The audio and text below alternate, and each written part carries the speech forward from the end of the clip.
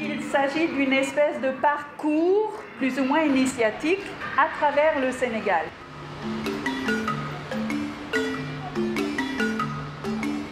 Jamais je n'aurais imaginé que je me retrouverais à parler des élèves de Jeanne d'Arc.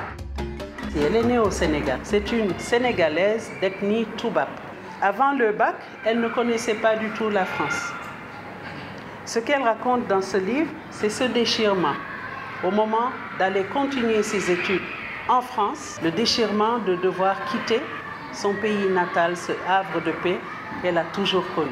Elle est professeure de littérature polynésienne, anglophone.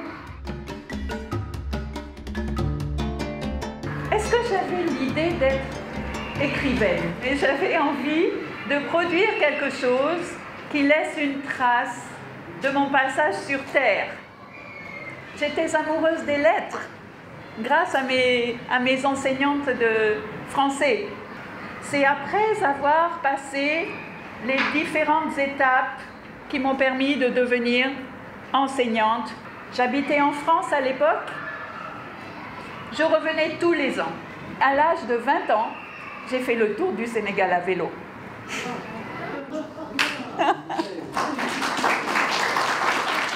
Nous étions 3, un peu fous, qui avons enfourché nos vélos et avons fait le tour du Sénégal pendant 2 mois, 2500 km.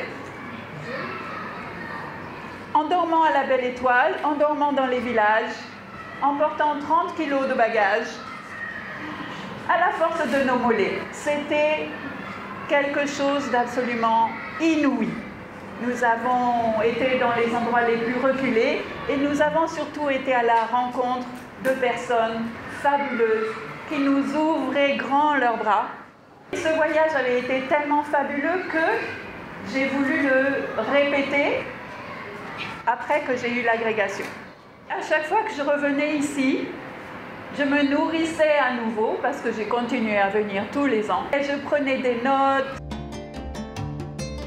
J'ai commencé à 26 ans. Un jour, je me suis assise sur ma petite table de camping sur laquelle j'avais préparé l'agrégation. Je me suis assise et j'ai commencé à écrire. Ce que je mettais sur le papier, c'était la vie que j'avais envie de vivre et que je ne vivais pas. Alors bien sûr, elle était magnifiée, c'était extraordinaire, je pouvais faire tout ce que je voulais.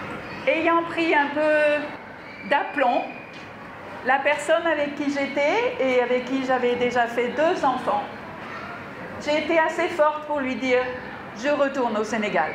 Et je suis venue 1 an dans les années 90 avec mes 2 petits-enfants, en vivant de ma peinture, très chichement.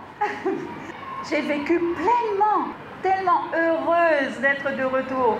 La réalité de ce qui n'était pas un rêve, de cet amour que j'avais pour le pays, pour ses habitants. J'ai écrit. C'était quelque chose qui me venait comme ça la nuit, comme des injonctions. Donc c'est une écriture un peu hors contrôle peut-être. Quand je retournais en France, j'étais aussi professeure d'anglais. J'avais 2 enfants, un mari. En France, on n'a pas de cuisinière, on n'a pas quelqu'un qui fait le ménage, etc. Donc je n'avais pas souvent le temps d'écrire. C'est au bout de 2 ans que j'ai posé ma candidature partout dans le monde parce que je n'arrivais pas à obtenir de poste pour revenir au Sénégal. Et cela fait 25 ans que je suis installée à Tahiti. Mais mon cœur, vous savez où il est resté mon cœur? Que je me disais, il faut que je finisse avant de mourir. Le Covid, avec toute sa cargaison de malheur, m'a apporté ce petit bonheur. J'ai fini mon roman. Les éditions de l'Harmattan ont accepté de le publier. Et me voici devant vous aujourd'hui. Je n'ai pas vécu exactement les mêmes choses et les personnages qui sont dedans sont un petit peu identifiables, mais ils ne sont pas tels quels. L'action de ce roman se situe sur à peu près 15 jours. Et dans cette mesure-là, ça n'est pas autobiographique puisque ces 15 jours sont une espèce de condensé de ma relation à ce pays, de recettes où sont entrés tous les ingrédients qui ont épicé ma vie.